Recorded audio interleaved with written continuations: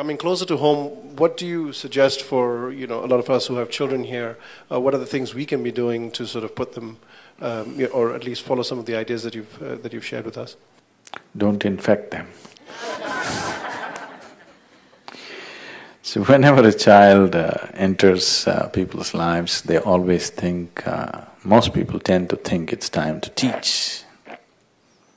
No, when a child enters your life, it's time to learn, because between you and your child,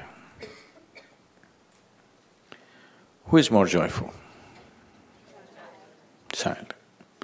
So who should be a consultant for life?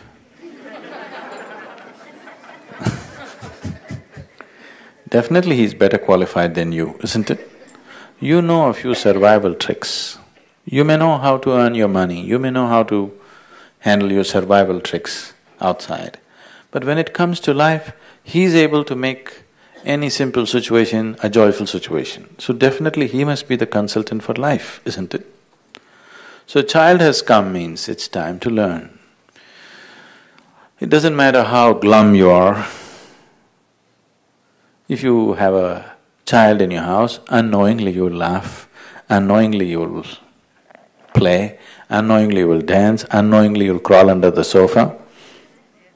These are not things you have done for a long time isn't it? Once a child is there, it's like a bundle of joy bouncing all over the place, and unknowingly you start doing many things that the child is doing.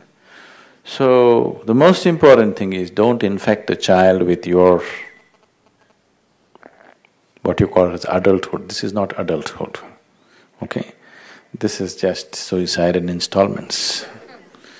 Don't infect the child with that. You have to learn to live like him, to make any situation into a joyful, wonderful situation. It doesn't matter what. You give him a piece of wood, with that he makes his life for the whole afternoon, isn't it?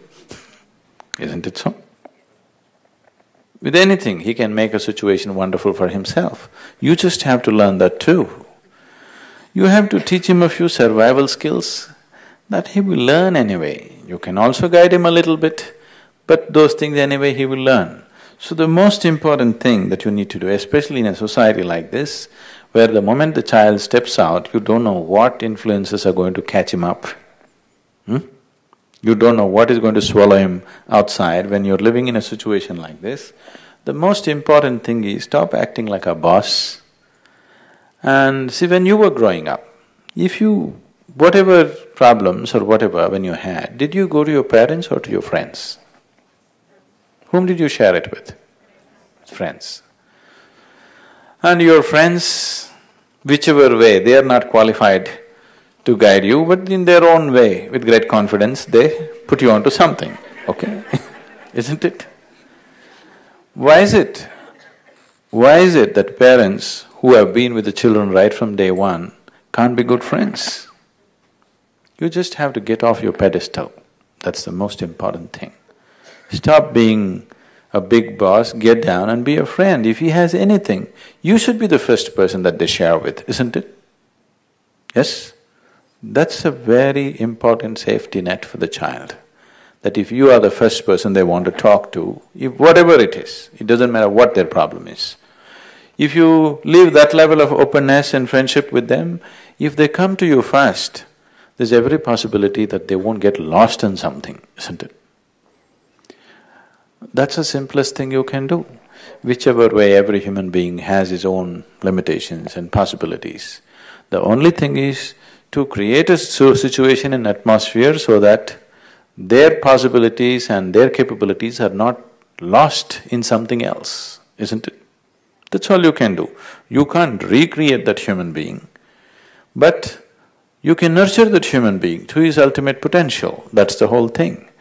So, the most important thing is this: the parents should get off their pedestal and start treating them as equals. And friends, this can't happen suddenly. When you think he is smoking, then you try to be his friend.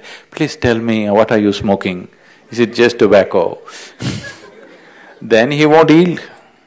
At that point he won't yield, by then he's got his defenses right against you. This has to happen right from childhood, that he never sees you as somebody who's pushing him around or bossing around or all the time advising him about something, that you are very much a friend, he can talk to you and you talk to him as an equal. If this is maintained right from the beginning, when he is developing and when there are possibilities of he's taking wrong steps and things like that, you will be the first person he comes to. That is something we have to build, isn't it?